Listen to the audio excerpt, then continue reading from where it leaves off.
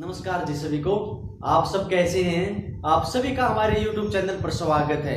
आज हम बात करना चाहते हैं भारत की सबसे शक्तिशाली शख्सियत के बारे में, जो संसद के अंदर सरकार का मुख्य प्रतिनिधि होता है। जी हाँ, हम बात करेंगे भारत के प्रधानमंत्री के संदर्भ में, और इसके साथ साथ हम केंद्रीय मंत्रिपरिषद के बारे में भी बात करना चाहते हैं। देखिए, आप सभी को पता होगा कि हमारे देश में दो प्रमुख हेड होते हैं, यानी दो मुखिया होते हैं। उनके बारे में जान लेते हैं। एक तो होते हैं नाम मात्र के हेड। नाम मात्र के जो मुखिया होते हैं हमारे यहां पर, वो होते हैं राष्ट्रपति जी, राष्ट्रपति। और जो वास्तविक हेड होते हैं, जो रियल हेड होते हैं, वो कौन है? वो है हमारे प्रधानमंत्री, यानी पीएम, प्राइम मिनिस्टर। तो आज हम बात करेंगे प्रधानमंत्री के बारे में। देखिए, राष्ट्रपति को सहायता देने के लिए प्रधानमंत्री होता है, और प्रधानमंत्री की मदद करने के लिए मंत्रिपरिषद होती है। तो आज इनके बारे में हम डिस्कस कर लेते हैं। पीएम यानी प्राइम मिनिस्टर।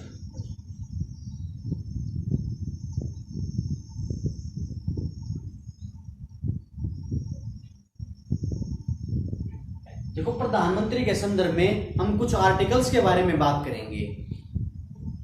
अनुच्छेद, अगर हम बात करें अनुच्छेद 74, वो क्या कहता है? तो आर्टिकल 74 कहता है कि राष्ट्रपति की सहायता के लिए एक मंत्रिपरिषद होगी। राष्ट्रपति की सहायता के लिए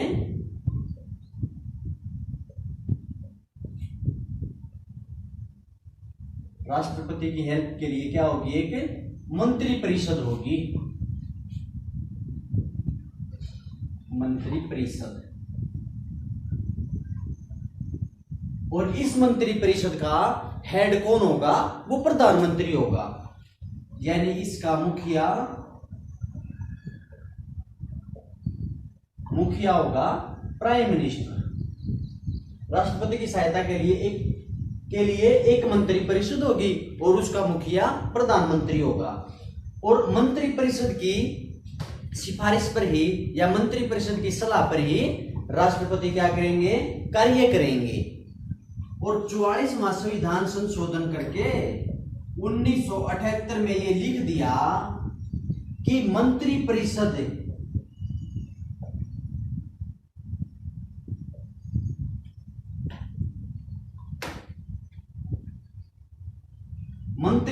इसमें क्या लिख दिया कि मंत्रिपरिषद की सलाह को राष्ट्रपति एक बार पुनर्विचार के लिए लौटा सकते हैं।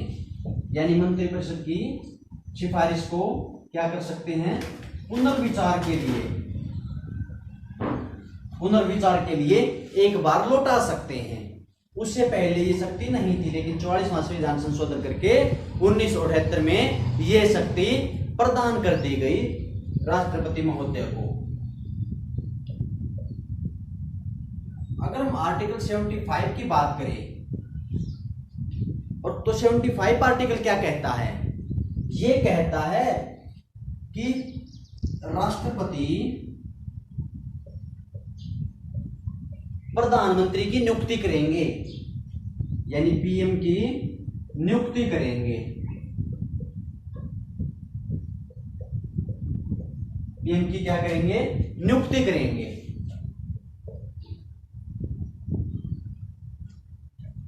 और अन्य मंत्रियों की नियुक्ति प्रधानमंत्री की सलाह पर राष्ट्रपति करेंगे। तो अन्य मंत्रियों की नियुक्ति पीएम की सलाह पर, सलाह किसकी होगी? प्रधानमंत्री की होगी। और नियुक्ति कौन करेंगे? राष्ट्रपति करेंगे। तो ये जानकारी दे रखी है अनुच्छेद 75 में। हम एक आर्टिकल और जान लेते हैं, वो क्या है? एक आर्टिकल है हमारा 78 आर्टिकल। जो 78 आर्टिकल है वो क्या कहता है? देखो, इसमें दे रखे हैं प्रधानमंत्री के कर्तव्य, यानी पीएम के कर्तव्य क्या क्या होंगे।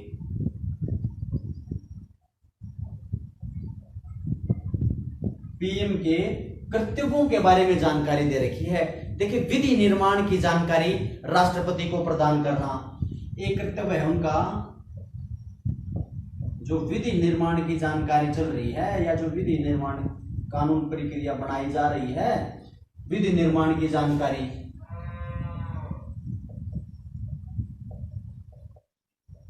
राष्ट्रपति को देना, ये प्रधानमंत्री के कर्तव्य है। और प्रशासन से संबंधित जानकारी, प्रशासन से जो संबंधित जानकारी है वो राष्ट्रपति को देना। और तीसरा, अगर राष्ट्रपति को कोई ऐसा विषय लगे कि इसको मंत्री परिषद में चर्चा करवाना अनिवार्य है तो प्रधानमंत्री उस कार्य को भी करेंगे। यानी अगर किसी विषय पर बहस कराई जाए और राष्ट्रपति को लगे तो वो प्रधानमंत्री से बोलकर उस विषय पर बहस करा सकते हैं। और देखिए, राष्ट्रपति को अगर हम नियुक्ति संबंधित बात करें तो कैग होते हैं जो, या जो अटॉर्नी जनरल ऑफ इंडिया होते हैं, तो प्रधानमंत्री उनकी भी सिफारिश करते हैं, उसके बाद राष्ट्रपति उनकी नियुक्ति करते हैं। और लोकसभा के अगर हम विघटन की बात करें तो प्रधानमंत्री की सलाह पर ही राष्ट्रपति लोकसभा को भंग करते हैं, विघटित करते हैं। तो इस बात का भी आप ध्यान रख सकते हैं। एक अनुच्छेद है, अनुच्छेद 352। आप सभी को पता है कि इसमें राष्ट्रीय आपातकाल के बारे में जानकारी दे रखी है। तो इसमें लिख दिया कि जब देश में राष्ट्रीय आपातकाल लगाया जाएगा, राष्ट्रीय आपात, तो मंत्रिमंडल की लिखित सलाह पर यह देश में राष्ट्रीय आपातकाल लगाया जा सकता है। मंत्रिमंडल की लिखित सलाह पर, यानी रिटर्न में लिखा होना चाहिए, लिखित सलाह पर ही देश में राष्ट्रीय आपातकाल लगाया जा सकता है। तो ये हमने कुछ आर्टिकल्स के बारे में बात की। अब हम जान लेते हैं कि पीएम की नियुक्ति कैसे होगी और कौन करेगा।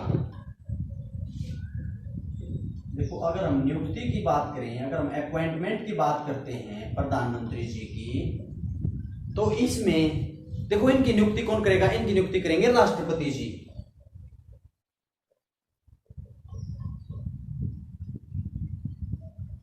प्रधानमंत्री जिस भी सदन का सदस्य होता है वह उस सदन का नेता भी होता है। तो आप इस बात को ध्यान रखना, जिस भी सदन का सदस्य होगा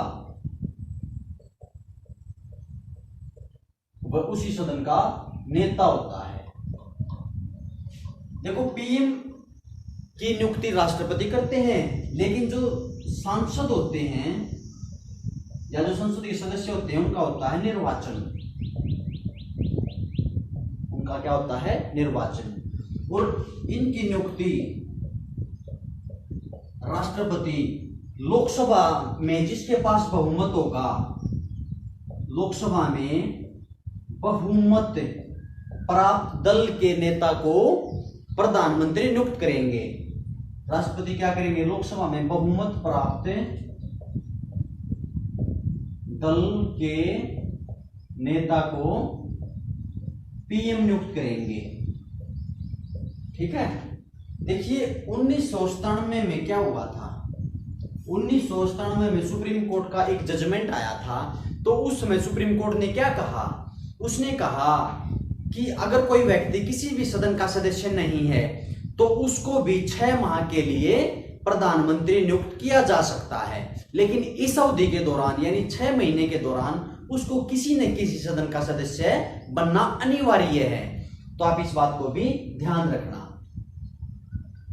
अगर वो 6 महीने में सदस्य बन जाता है तो अच्छी बात है, अगर 6 महीने में नहीं सदस्य बनना तो उसको अपना त्यागपत्र देना पड़ेगा। और देखिए, हमारे राज्यसभा से भी ऐसा नहीं है कि लोकसभा से ही प्रधानमंत्री बने हैं, राज्यसभा से भी प्रधानमंत्री बने हैं। तो राज्यसभा से अगर हम 1966 की बात करें तो जो इंदिरा गांधी जी थी वो राज्यसभा की सदस्य थी, इंदिरा जी। अगर हम 1996 की बात करें, जो देवगौड़ा जी थे वो भी क्या थे? राज्यसभा के ही सदस्य थे, देवगौड़ा जी। अगर हम 2004 और 2009 के बारे में बात करें तो यहां से भी जो हमारे मनमोहन जी थे ये भी राज्यसभा से ही आते थे, लेकिन हमारे जो मोदी जी हैं वो लोकसभा से आते हैं। तो आप इस बात के बारे में भी ध्यान रख सकते हैं।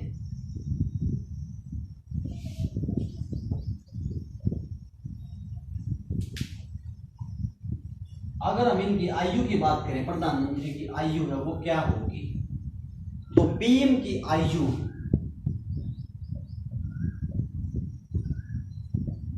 इनकी आयु कम से कम 25 वर्ष होनी चाहिए। अगर ये लोकसभा से आते हैं तो 25 वर्ष, अगर ये राज्यसभा से आते हैं तो आप सभी को पता है कि राज्यसभा में मिनिमम एज कितनी होती है, 30 साल, तो राज्यसभा से 30 साल। कैसे कहने को हम कह सकते हैं कि प्रधानमंत्री की आयु कम से कम 25 ईयर होनी चाहिए। और अगर हम बात करें इनके कार्यकाल के बारे में, तो इनका साधारणतः कार्यकाल 5 वर्ष का होता है। अगर कोई बीच में समस्या ना आती, मान लो बहुमत उनका कम पड़ जाए, बहुमत सिद्ध न कर पाए, तो राष्ट्रपति उनको बर्खास्त कर सकते हैं, हटा सकते हैं। वैसे संविधान में लिखा है कि जो प्रधानमंत्री है वो राष्ट्रपति के प्रसाद पर्यंत कार्य करते हैं, लेकिन जब तक उनके पास पर्याप्त बहुमत है, प्रचंड बहुमत है, तो राष्ट्रपति उनको बर्खास्त नहीं कर सकते हैं। उसके बाद अगर हम इनकी शपथ के बारे में बात करें तो प्रधानमंत्री को पद व गोपनीयता की शपथ राष्ट्रपति दिलाते हैं। पद व गोपनीयता की शपथ कौन दिलाएंगे, राष्ट्रपति जी दिलाएंगे। और जो प्रधानमंत्री हैं वो देश की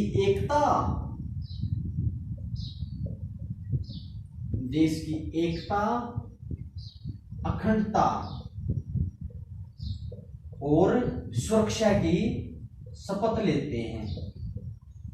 देश की, राष्ट्र की एकता, अखंडता और सुरक्षा की शपथ लेते हैं। देखिए कार्यकाल की हमने बात की 5 वर्ष की, और आप इसमें एक बात और ध्यान रख सकते हैं कि राष्ट्रपति की प्रधानमंत्री की कोई भी लिमिट नहीं है, वो किसी भी एज तक प्रधानमंत्री बन सकता है और कितने भी बार पीएम बन सकता है। अगर हम इनके वेतन के बारे में देखें तो इनको एक जो सांसद को जो वेतन भत्ते दिए जाते हैं वही इनको वेतन भत्ते दिए जाएंगे। कुछ सुविधाएं अलग से होती हैं, लेकिन मोस्टली वही होती हैं जो एक सांसद को दी जाती हैं। इसके बाद अगर हम इनके कार्य एवं शक्तियों के बारे में बात करें तो इनकी कार्य एवं शक्तियां क्या होती हैं।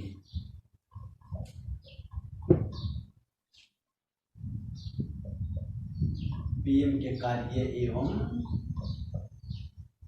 शक्तियां,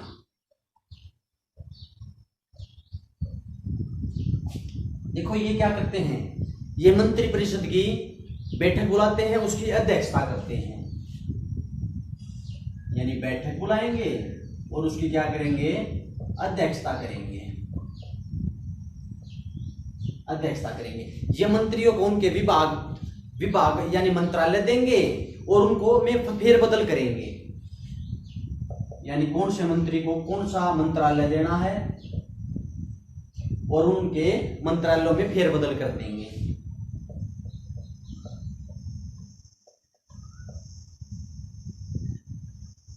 और राष्ट्रपति को मंत्रियों की नियुक्ति के संदर्भ में भी सलाह देंगे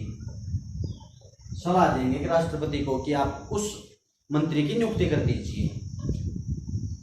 और राष्ट्रपति को इसके साथ साथ ये क्या करेंगे, मंत्रियों को हटाने तथा राष्ट्रपति को परामर्श देंगे उन मंत्रियों को बर्खास्त करने के लिए कि किस मंत्री को बर्खास्त करना है, ये सलाह राष्ट्रपति जी को देंगे। और अगर पीएम अपना खुद त्याग पत्र दे दें या उनकी मृत्यु हो जाए तो जो मंत्रिपरिषद होती है वो भी कार्य नहीं करती है। ठीक है, वो भी भंग हो जाएगी, विघटित हो जाएगी, क्योंकि उनका मुखिया ही नहीं रहेगा, तो वो भी अपना जो वर्क है वो नहीं करेंगे। तो ये आप ध्यान रखें।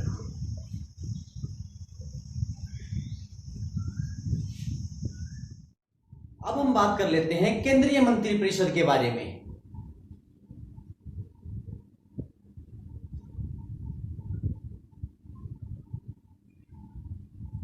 यानी जो केंद्रीय मंत्रिपरिषद होती है।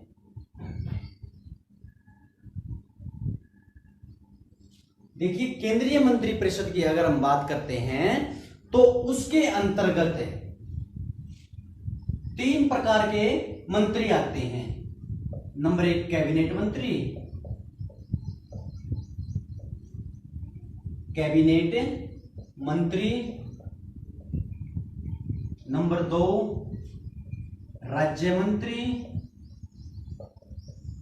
और नंबर 3 उप मंत्री। और राज्य मंत्री भी 2 प्रकार के होते हैं। जो राज्य मंत्री होते हैं वो भी कितने प्रकार के होते हैं? 2 प्रकार के होते हैं। नंबर 1 होते हैं स्वतंत्र मंत्री, यानी जिनको स्वतंत्र प्रभार दिया जाता है, स्वतंत्र मंत्री। स्वतंत्र मंत्रियों को स्वतंत्र प्रभार सौंपा जाता है। और दूसरे होते हैं राज्य मंत्री। देखो, इन मंत्रियों की जो ये मंत्रिपरिषद होती है, अगर हम इनकी नियुक्ति की बात करें तो इनकी नियुक्ति कौन करते हैं? इनकी नियुक्ति करते हैं भारत के राष्ट्रपति जी।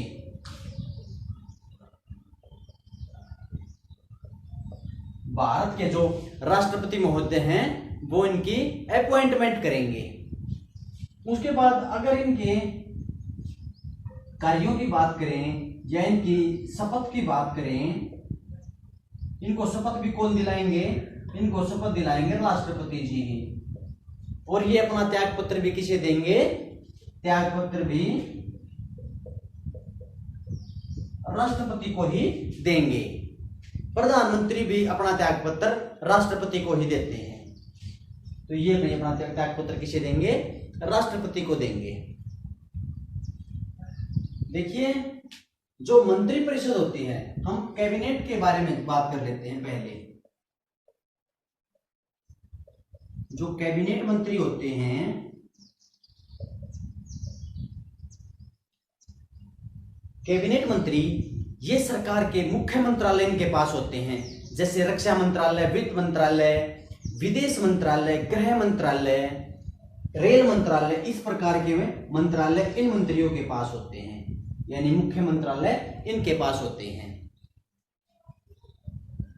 और कैबिनेट मंत्री प्लस पीएम मिलने से क्या बनता है? मंत्रिमंडल बनता है, मंत्रिमंडल बनता है। यानी कैबिनेट मंत्री और प्रधानमंत्री के मिलने से, मंत्रियों के मिलने से क्या बनता है? मंत्रिमंडल बनता है। इस बात का भी आप ध्यान रख सकते हैं। इसके बाद अगर हम बात करें, देखिए 44वां संविधान संशोधन करके 1978 में मोरारजी की जब सरकार थी जनता पार्टी की, तो उन्होंने साफ साफ लिख दिया 352 आर्टिकल में कि मंत्रिमंडल की लिखित सलाह पर ही देश में राष्ट्रीय आपातकाल लगाया जा सकता है।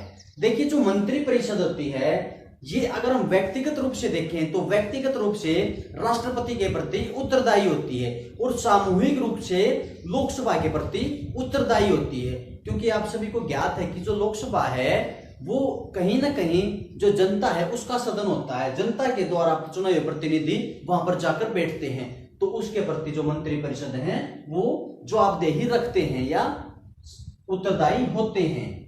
और देखिए, अगर कोई भी मंत्री किसी भी सदन का सदस्य है या वह चुनाव हार भी क्यों ना गया हो, तो उसको भी मंत्री बनाया जा सकता है। लेकिन वही प्रधानमंत्री की जितना समय उनको मिलता है, यानी 6 महीने के अंदर अगर वो किसी सदन का सदस्य नहीं बना जाता तो उसकी छुट्टी हो जाएगी, उसको वो पद छोड़ना पड़ेगा।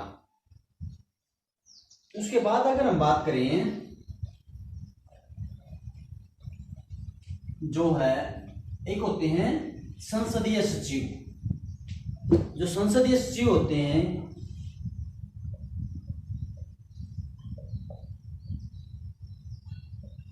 संसदीय सचिव, देखिए संसदीय सचिव होते हैं, ये के मंत्रिपरिषद के सदस्य नहीं होते हैं, लेकिन ये सांसद जरूर होते हैं, ये संसद के सदस्य होते हैं। और अगर इनकी नियुक्ति की बात करें, इनको नियुक्ति और इनका जो त्याग पत्र है वो कौन लेंगे? वो प्रधानमंत्री ही इनकी नियुक्त करेंगे और उन्हीं को ये त्याग पत्र देंगे। संसदीय सचिव होते हैं। अगर हम इनके दर्जे की बात करें तो इनको एक राज्य मंत्री के जितना दर्जा प्राप्त होता है, राज्य मंत्री के जितना दर्जा प्राप्त होते हैं। और ये जो संसदीय सचिव होते हैं ये मंत्रिपरिषद की सहायता करते हैं। आप इस बात को ध्यान रखना। एक होता है छाया मंत्रिमंडल। छाया मंत्रिमंडल, देखिए ये जो छाया मंत्रिमंडल होता है ये क्या होता है? ये विपक्ष के द्वारा बनाया जाता है और विपक्ष के द्वारा ये काल्पनिक मंत्रिमंडल होता है। यानी विपक्ष इस फिराक में होता है कि कब ये सरकार गिरे और हम अपनी सरकार बनाएं। यानी सरकार के द्वारा एक कल्पना की जाती है, ये एक काल्पनिक मंत्रिमंडल होता है। और एक होता है किचन कैबिनेट। किचन कैबिनेट, देखिए किचन कैबिनेट होता है जो ये मंत्रिपरिषद को या प्रधानमंत्री को राजनीतिक एवं प्रशासनिक सलाह देने के लिए होता है। और इस किचन कैबिनेट में प्रधानमंत्री के पारिवारिक एवं मित्र शामिल होते हैं। और इनकी संख्या अगर हम बात करें तो 15 से लेकर 20 सदस्यों तक इनकी संख्या हो सकती है। देखिए किचन कैबिनेट का कहीं भी जिक्र हमारे संविधान में नहीं है, यह मीडिया के द्वारा दिया हुआ शब्द है। यह शब्द किसके द्वारा दिया हुआ है? मीडिया के द्वारा दिया गया है। अब हम बात कर लेते हैं राज्य मंत्री के बारे में। देखो जो राज्य मंत्री होते हैं इनको या तो स्वतंत्र प्रभार दिया जाता है, स्वतंत्र प्रभार, और या इनको जो कैबिनेट के जो मंत्री हैं, कैबिनेट के मंत्रियों के साथ सहयोग में लगा दिया जाता है, कैबिनेट मंत्रियों का सहयोगी बनाया जाता है। या इनको कोई ऐसा मंत्रालय दे दिया जाता है जो स्वतंत्र हो, ये उससे संबंधित कार्य करेंगे और ये मंत्रियों को आपस में राजनीतिक एवं प्रशासनिक कार्यों में आपस की मदद करते हैं। तो ये होते हैं हमारे राज्य मंत्री। और अगर हम उप मंत्रियों के बारे में बात करें, जो हमारे उप मंत्री होते हैं, देखो इनको कैबिनेट मंत्री, कैबिनेट मंत्री और राज्य मंत्री, राज्य मंत्रियों का सहयोगी बनाया जाता है, का सहयोगी ही बनाया जाता है। और ये इनको राजनीतिक, यह इनको राजनीतिक और प्रशासनिक कार्यों में हेल्प करते हैं, मदद करते हैं। ये देखिए जो कैबिनेट मंत्री होते हैं वो आप सभी को पता है कि कैबिनेट मंत्री और प्रधानमंत्री के मिलने से मंत्रिमंडल बनता है। लेकिन राज्य मंत्री और उप मंत्री ये हमारा जो मंत्रिमंडल होता है उसके सदस्य नहीं होते, लेकिन ये मंत्रिपरिषद के सदस्य होते हैं। इस बात का भी आप ध्यान रख सकते हैं।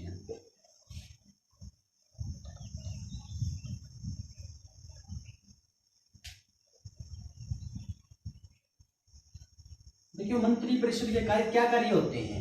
ये विकासात्मक कार्य करते हैं, विधि निर्माण के कार्य करते हैं, ये बजट बनाते हैं या नीतियां बनाने में अहम भूमिका निभाते हैं। हम एक आर्टिकल्स की बात कर लेते हैं। तो एक आर्टिकल है आर्टिकल 88। इसमें क्या लिखा हुआ है? इसमें लिखा हुआ है कि कोई भी मंत्री किसी भी सदन की बैठक में भाग ले सकता है, यानी किसी भी सदन में बैठ सकता है, जाकर वो सदन की कार्यवाही में भाग ले सकता है।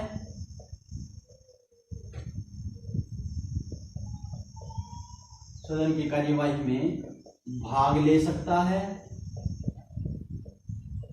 उसमें अपना भाषण दे सकता है, अपने विचार भी व्यक्त कर सकता है, अपना भाषण दे सकता है। और ध्यान रखना, वो किसी प्रस्ताव पर हस्ताक्षर नहीं कर सकता, यानी अपना मत नहीं दे सकता, मत नहीं दे सकता। कोई भी मंत्री हो किसी भी सदन की बैठक में भाग ले सकता है, वहां पर भाषण दे सकता है, लेकिन अपना वोट नहीं दे सकता। ये जानकारी दे रखी है आर्टिकल 88 में। देखिए, अगर हम बात करें, अगर किसी मंत्री के प्रति अविश्वास प्रस्ताव पारित हो जाता है तो समस्त मंत्री परिषद को इस्तीफा देना पड़ता है, क्योंकि वो एक साथ सामूहिक रूप से कार्य कर रहे होते हैं। अगर किसी एक मंत्री के खिलाफ भी अविश्वास प्रस्ताव साबित हो जाता है तो पूरा मंत्रिमंडल या मंत्री परिषद को त्यागपत्र देना पड़ता है। देखिए, अब हम बात करना चाहते हैं डिफरेंस के बारे में, यानी जो अंतर होता है। अंतर होगा मंत्री परिषद और मंत्रिमंडल के बीच। मंत्री परिषद और मंत्रिमंडल के बीच क्या अंतर होता है? अंतर की बात अगर हम करें, देखिए, जो मंत्री परिषद है वो एक व्यापक रूप होता है, यानी बड़ा रूप होता है। इसमें 70 से लेकर 75 तक के सदस्य हो सकते हैं। और ध्यान रखना, 91वां संविधान संशोधन करके 2003 में क्या कर दिया? इसमें कर दिया कि लोकसभा के 15% से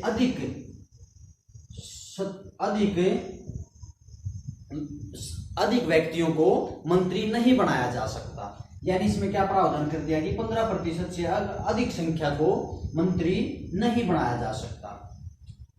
और अगर मंत्रिमंडल की तो ये होता है, एक छोटा रूप होता है, इसमें संख्या होती है। अगर हम बात करें 15 से लेकर 20 तक इनकी सदस्य संख्या होती है। देखो, अगर हम शक्ति की बात करें तो इनको शक्ति अधिक प्राप्त होती है, क्योंकि मुख्य डिपार्टमेंट इनके पास है, मुख्यमंत्री इनके पास, मुख्यमंत्री नहीं, जो मुख्य मंत्री हैं या जिनके मंत्रालय प्राप्त हैं वो इनके पास होते हैं, और खुद प्रधानमंत्री भी इसमें होता है, तो इसको शक्ति ज्यादा प्राप्त है। इसको भी शक्ति कहीं ना कहीं मंत्रिमंडल के द्वारा ही मिलती है। मंत्रिमंडल के द्वारा ही मंत्री परिषद को प्राप्त होती है शक्तियां।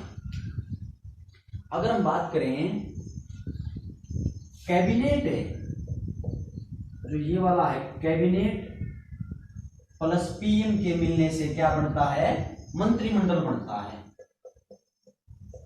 मंत्रिमंडल बनता है। और अगर हम यहां पर बात करें तो यहां पर कैबिनेट मंत्री, कैबिनेट प्लस में राज्य मंत्री और उपमंत्री प्लस में पीएम के मिलने से क्या बनती है? मंत्री परिषद बनती है। यानी कैबिनेट मंत्री, राज्य मंत्री, उपमंत्री और प्रधानमंत्री के मिलने से मंत्री परिषद बनती है। अगर इनके वर्णन की बात करें तो आर्टिकल 74, 75 में इनका वर्णन दे रखा है, इनसे संबंधित जानकारी दे रखी है, तो इस बात को भी आप ध्यान रख सकते हैं।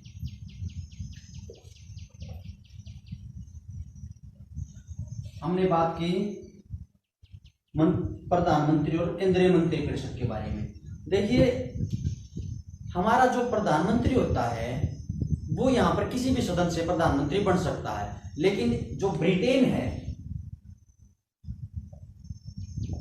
ब्रिटेन में केवल प्रधानमंत्री निम्न सदन से बनता है, निम्न सदन से बनता है, यानी कॉमन हाउस से, हाउस ऑफ कॉमन से, हाउस ऑफ कॉमन से ही ब्रिटेन में क्या बनता है, पीएम बनता है। लेकिन हमारे यहाँ पर किसी भी सदन से प्रधानमंत्री बन सकता है। आप इस बात की जानकारी रखना। तो हमने बात की आज प्रधानमंत्री और केंद्रीय मंत्रिपरिषद के बारे में। आप सभी काम से जुड़ने के लिए बहुत बहुत धन्यवाद।